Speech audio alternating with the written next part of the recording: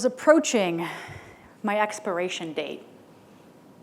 I was nearly 13, and my mom asked me if there was anything in particular I wanted for Christmas.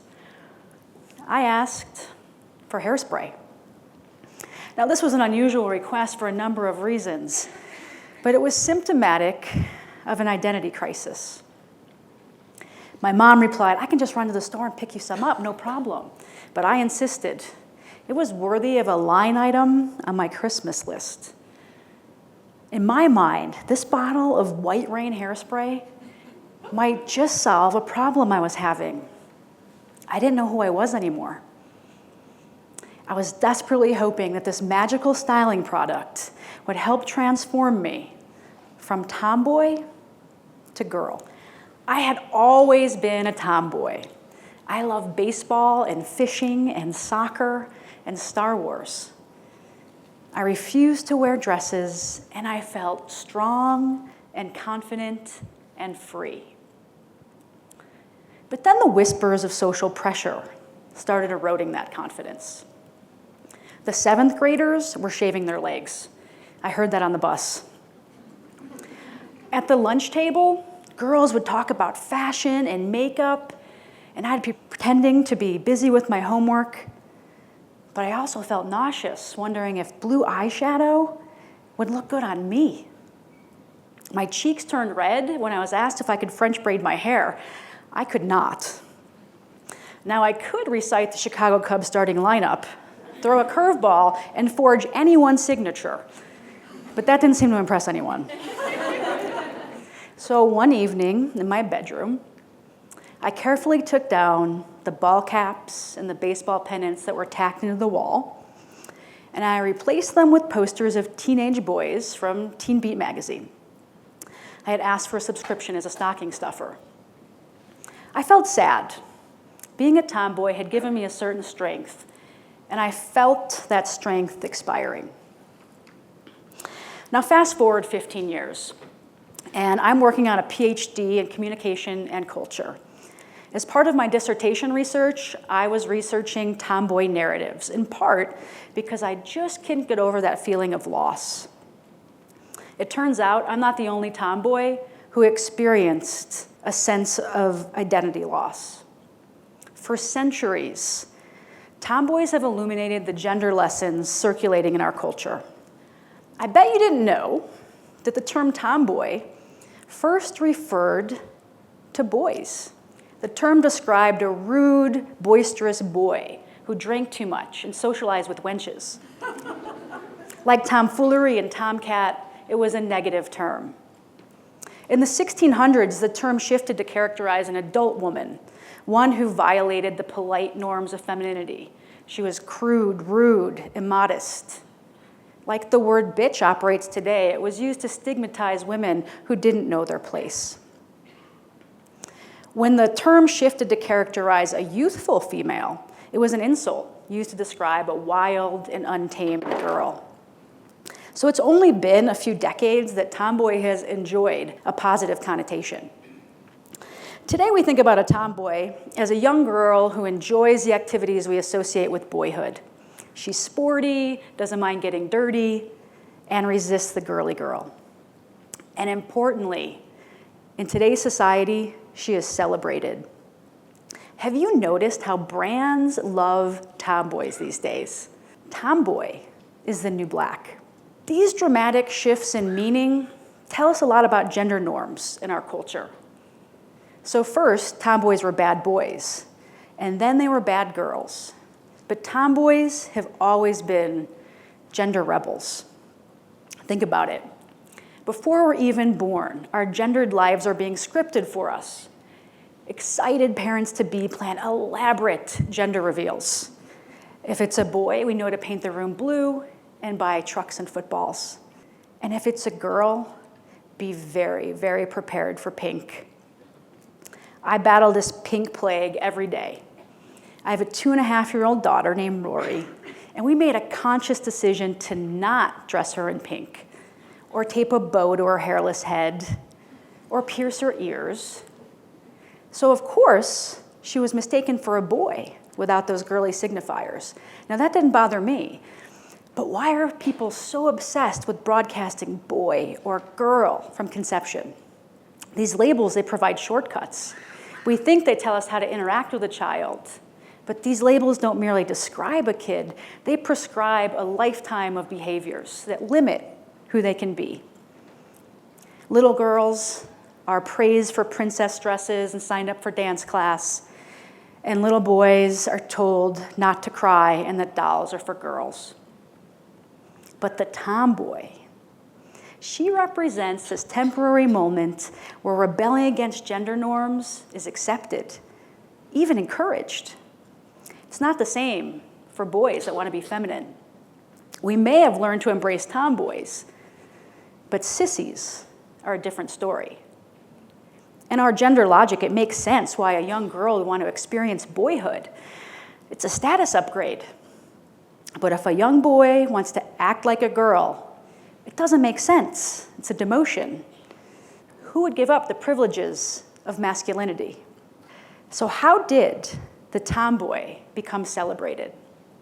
In part, when Title IX passed in 1972, it opened the world of sports to an entire generation of girls.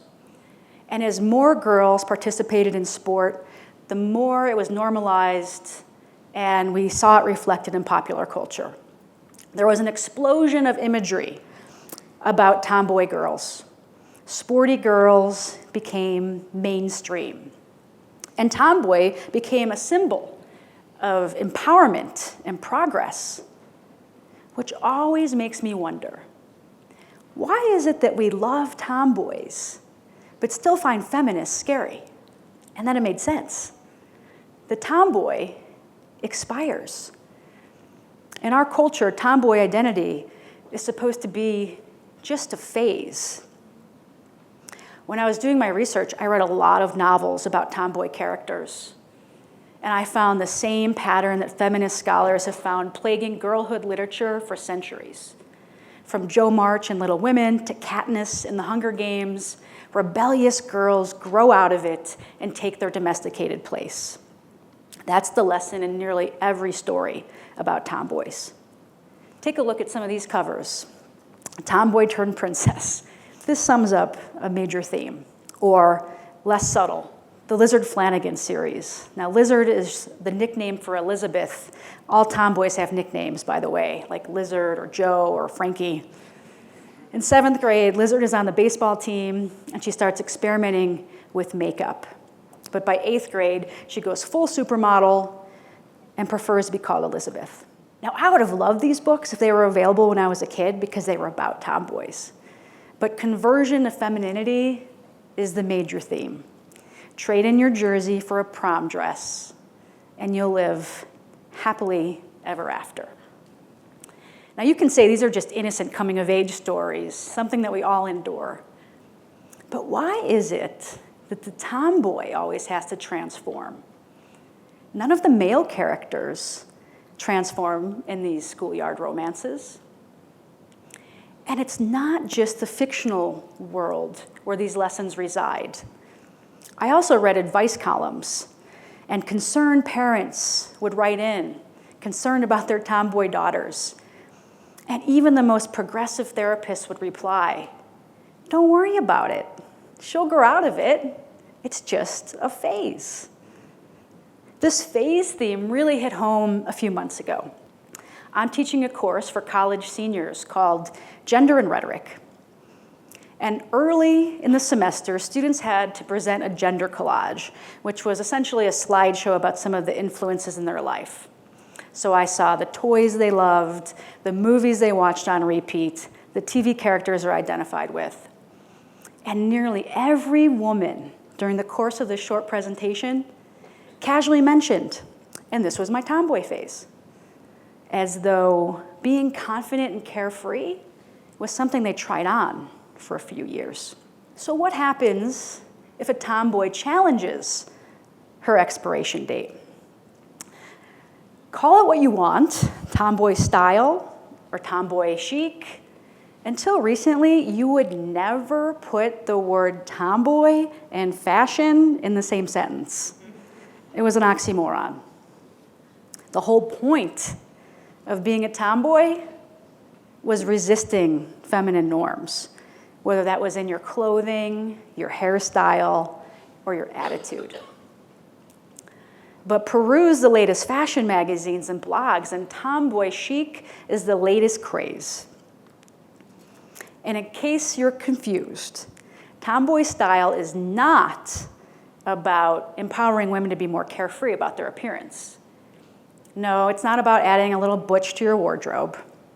It's about taking masculine style and sexing it up. Add a tie, the magazine suggests, or a vest, but supplement with smoky eyeliners and deep red lips. Show off your legs. Emphasize your femininity. Or there are the qualifiers. Pretty tomboy, delicate tomboy, sexy tomboy, anything that tempers that rebellious history. So tomboys these days are defined by more style than substance. Women can be sporty, but they have to be sexy too. I mean, we all know men love a woman who can throw a football, especially if she's in heels or a bikini. I learned that by watching The Bachelor, so you know it's absolutely true. The boyfriend fit is another way that women can try on masculinity as style. And I am actually wearing the boyfriend blazer. I don't have a boyfriend, so I don't know if I'm technically allowed to wear this. I have a wife, but they don't make a wife blazer. So the truth is the gendered clothing swap only operates in a single direction. Why don't they make girlfriend style for guys? It's the same logic that makes sissy an insult in our culture. So while it might seem radical that tomboys are trendy now, what's at stake in this newfound popularity? Tomboyish style takes an enduring figure of gender rebellion and turns her into a sexualized fashion statement about conformity. So what do we lose when the tomboy is no longer a gender rebel, but a fashion rebel? We lose an appreciation for a century of progress. Tomboys have been trailblazers. They wanted to wear pants. They wanted to get an education. They wanted to have a voice. They wanted to vote. They wanted to play sports. Tomboys were instrumental in carving the path that a lot of women and girls enjoy today. So what can we do to make sure that the rebellious spirit of the tomboy does not expire? I think we need to be wary of tomboy chic and recognize it as the commodification of rebellion in service of the male gaze. And there are some really cool brands that are about empowering women and who are unapologetically feminist and give back to the community. Brands like Wildfang, which is actually the German word for tomboy. And I think we need to be aware of how we unknowingly limit the potential of our kids. As soon as they're born, we cast them in a gendered performance. We provide a script, pink and blue costumes, elaborate sets and props. We need to encourage our kids, our daughters and our sons to tell their own stories, to go off script. I know for me, I'm going to provide a script for my daughter where adventure and authenticity are driving the plot. And I will make sure that she knows that the strong, confident little girl she is today does not have an expiration date. Thank you.